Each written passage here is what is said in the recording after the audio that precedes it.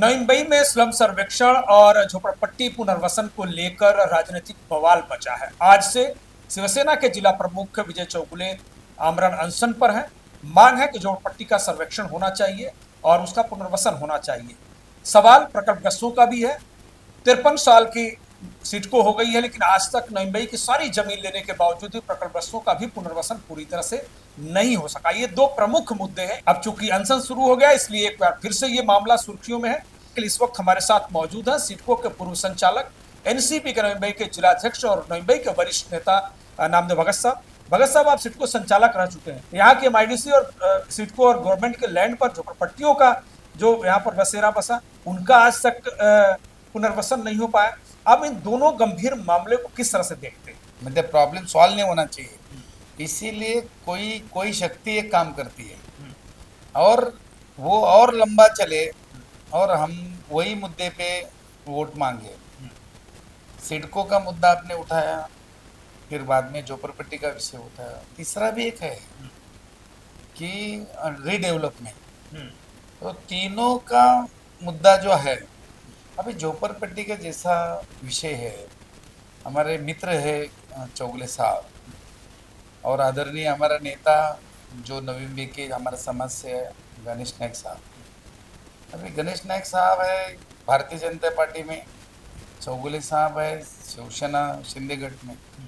मुझे लगता है कि शिंदे साहब हमारे मुख्यमंत्री है और सामंत साहब हमारे उद्योग मंत्री है, तो उनका जिला प्रमुख को अनशन करने के लिए जो जरूरत पड़ी है, तो मुझे तो लगता है कि वो दोनों ने बुला के या अजय दादा को भी बुला के, मतलब उधर मीटिंग वर्षा बंगला पे फडणवीस साहब को बुला के ये मुद्दा 4 दीवार के अंदर इमीडिएट सुलझाना चाहिए। आपको लगता है कि इसके लिए जिम्मेदार यहाँ का जो नेतृत्व है, कहीं ना कहीं उसकी खामियां रही, उसकी कमियां रही हैं? झोपड़पट्टी का जो पुनर्वसन करना है, SRS स्कीम, वो जो स्कीम है वो स्कीम गवर्नमेंट में करना चाहिए या बिल्डर लोगों ने करना चाहिए। तो मुझे लगता है कि बिल्डर लोगों ने करेंगे तो बिल्डर लोगों का फायदा होगा और पर्दे के पीछे कुछ चोर है उनका फायदा होगा। गवर्नमेंट करेगी तो लोगों का ज़्यादा फायदा होगा, और फायदा भी हो तो गवर्नमेंट का होगा, तो वो किधर तो भी पैसा अपना सुविधा के लिए वापर सकता है। लेकिन ये अपने गणेश नायक साहब और चौगुले साहब, अभी चौगुले साहब गणेश नायक साहब के ऊपर आरोप करते हैं और उनका अलग सोच है, तो इनमें तकलीफ किसको हो रही है? जो सच में झोपड़े में रहते जो लोग गरीब है, इन लोग लड़ते रहेंगे तो उनका नुकसान हो रहा है। तो मुझे लगता है ये लड़ना बंद करना चाहिए। अभी तो हमारी महायुति है, हमारे तो नवी मुंबई में हमारे राष्ट्रवादी इतने बड़ी नहीं है, लेकिन जो है वो एकदम पक्की है। तो ये जो चीज़ है, जिला अध्यक्ष 3 पार्टी के लोग हैं, बैठना चाहिए। आदरणीय नाइक साहब हो, मंदाताई हो, चौगुले साहब हो, अपने नाहटा साहब हो, ये सब लोग बैठना चाहिए मुख्यमंत्री के पास और सही में लोगों का फायदा जो चीज़ में है वो निर्णय लेना चाहिए। रही बात हमारे प्रकल्पग्रस्त, अभी 53 साल होने को आया कि मैं 7 साल का था, अभी मैं 61 ईयर्स ओल्ड है, तो अभी तक प्रॉब्लम क्यों नहीं हो रहा है सवाल?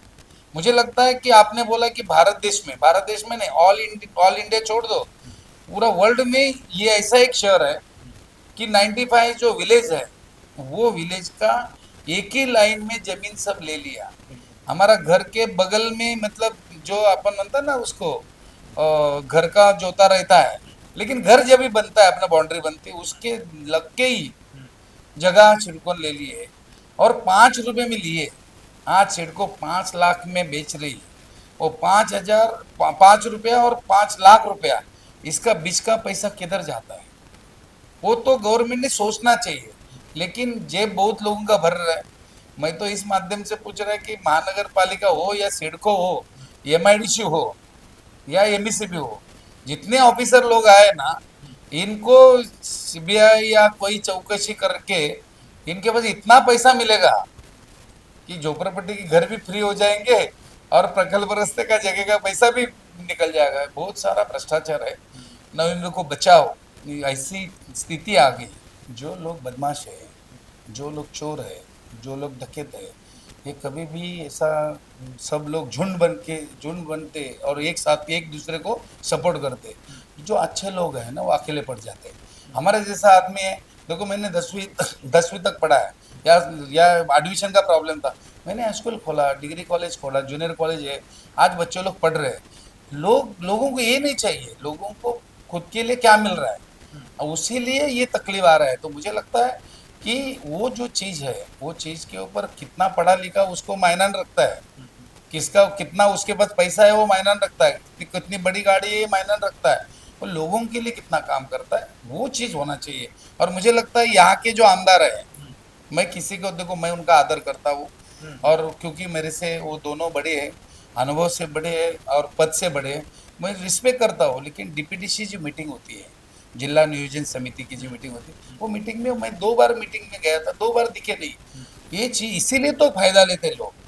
नगर पालिका में आप जाते हैं तो आप एक दिन जाते हो तो जितना काम आपने बताया, तो पहला बात होना चाहिए कि मैंने 10 काम बताया तो उसमें से कितना हुआ, लेकिन नहीं हो रहा है। तो मुझे लगता है कि मेरे जैसा आदमी को लोगों ने चांस देना चाहिए। आपने कहा कि मुझे चांस मिलना चाहिए, जिनको चांस मिला है, जो विधायक बने, जिनको पद दिया गया है, इस वक्त वो आपस में लड़ रहे हैं। कोई छाता बांट रहा है, कोई किताब बांट रहा है, इधर नोटबुक बांट रहा है, और ये कंपटीशन हो रहा है।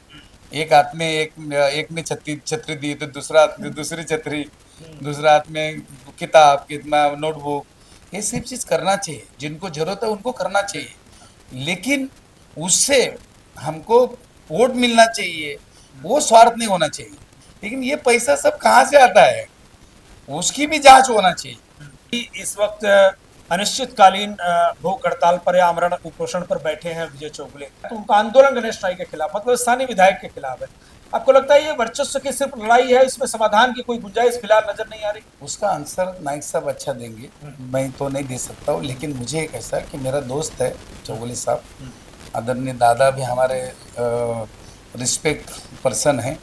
मेरा एक कहना है कि भूखा रखने का, अभी पहला भूखा रहते थे अपन, अभी मैं भी 7 दिन अपना प्रॉपर टैक्स कम होने के लिए, मैं, कौशिक और हमारा दीपक पाटिल, वो भी इस दुनिया में नहीं रहे, तो हम लोग भी किया है। लेकिन आज का ये चीज़ नहीं है।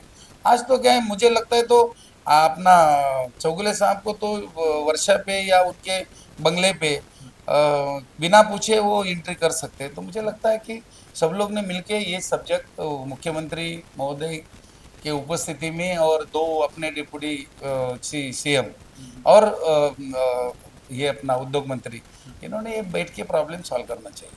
अभी विधानसभा चुनाव आ रहा है, आपको लगता है कि ये सिर्फ चुनाव के लिए एक स्टंट है और कुछ होने वाला नहीं है? समाधान क्या हो सकता है आपकी नजर में?